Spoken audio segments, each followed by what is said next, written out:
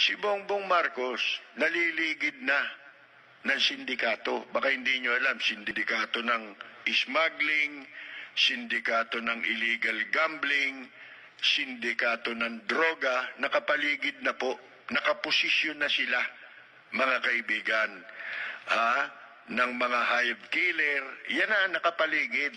Kaya makikita na ninyo Maaring magtagumpay sila sa simula, pero iyang mga yan ay pabagsak yan. Na niya, ina-action na naman ng pulisya. Sa report na nagsa ang krimen sa Pogo, sinabi ni Estomo na sa kanyang tingin, nagkataon lang na nagsabay-sabay ang ilan. Meron namang matagal nang nangyari at may sinasabay-sabayan niya dahil may nananabutahe para mang-alarma.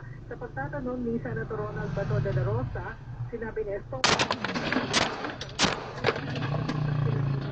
noong September 15, at dakso na iba pang krimen sa Pogo Industry, wala na rin na itanong ng krimen sa NCR, sa Region 3 at sa